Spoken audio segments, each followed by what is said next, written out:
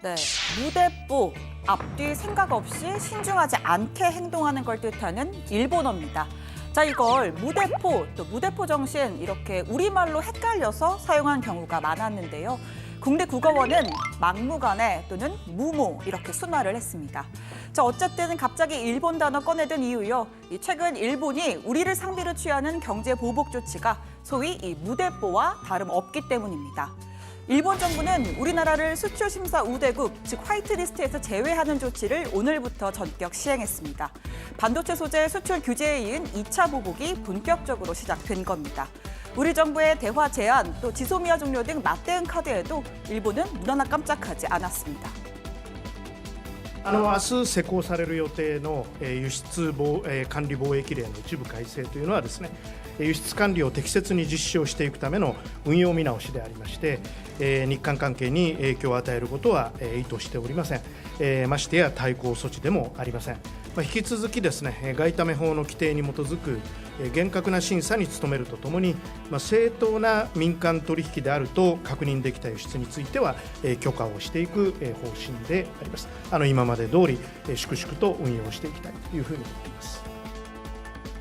자, 앞으로 우리나라는 그동안 3년에 한 번 받던 허가를 매번 따로 받아야 합니다. 훨씬 까다로운 절차를 거치게 된 거고요. 이 엄밀히는 우리나라에 수출하는 일본 기업들이 허가를 받는 겁니다. 또 이전에는 허가를 따로 받지 않아도 됐던 비전략물자도 일본 정부가 군사 전용 가능성이 있다고 판단을 하면 허가를 받아야 합니다. 그러니까 사실상 식품과 목재를 제외한 거의 대부분의 품목이 직간접적인 허가 대상이 된 겁니다. 우리 정부는 나가미네 야스마사 주한 일본 대사를 초치해서 유감을 표명하고 즉각적인 철회를 촉구했습니다. 그러면서도 한편으론 장기전 대비에 나섰는데요. 당장 내년도 예산안에 2조 원 규모의 수출 규제 대응 예산을 편성하고 또 오는 2022년까지는 소재, 부품, 장비 공급망 안정에 5조 원을 투입할 예정입니다. 일본의 이율개발적인 태도에 대해서 여러 가지 외교적 노력을 기울이고 있습니다. 지금까지도 해왔고 지금도 하고 있고 앞으로도 할 것입니다. 이번 상황이 언제 어떻게 종식되더라도 그것과는 무관하게 우리의 소재 부품 장비 산업의 생태계를 근본적으로 혁신하는 절호의 기회로 삼아서 그런데 이런 가운데 고노다로 일본 외무상이 도를 넘어선 망언을 내뱉었습니다. 아시다시피 고노 외무상은 1993년 위안부 강제동원을 인정하고 사과했던 이 고노 담화의 주인공 고노 요헤이 전 관방장관의 아들입니다. 하지만 이 담화 이후 일본은 우경화됐고 아베 정권이 들어선 뒤론 아예 과거사 자체를 부정하는 움직임까지 나오고 있습니다. 자, 아들 고노, 일본의 잘못된 역사 인식에 대한 지적에 이렇게 대답했습니다. Kono-san, I would like to ask about the Japanese-Korean relations. They always mention that Japan has not come up in understanding of its history, and that seems to be a fundamental point from the Korean side in this conflict about Jisomia and the export controls. How is your answer to this reproach by the Korean side towards Japan?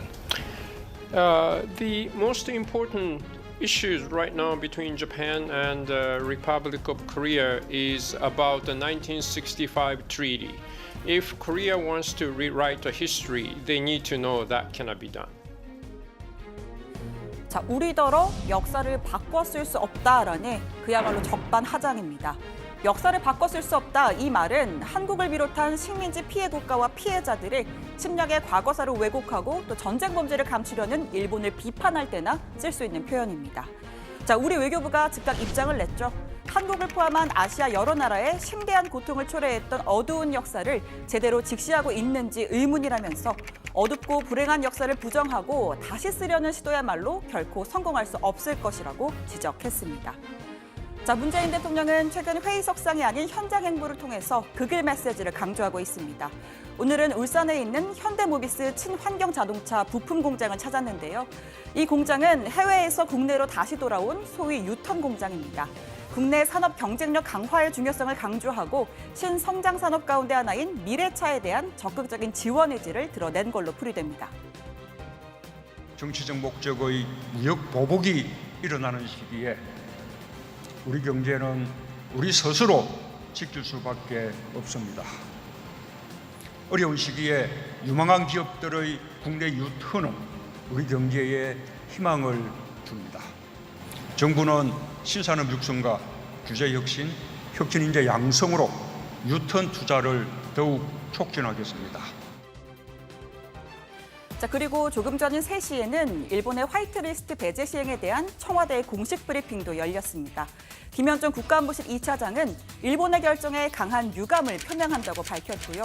특히 일본이 지소미아 종료 결정에 반발하는 데 대해선 아베 총리야말로 우리를 신뢰할 수 없다면서 적대국과 같이 취급하고 있다라고 했습니다. 따라서 현 상황에서 지소미아를 유지할 명분이 없다고 강조를 했고요.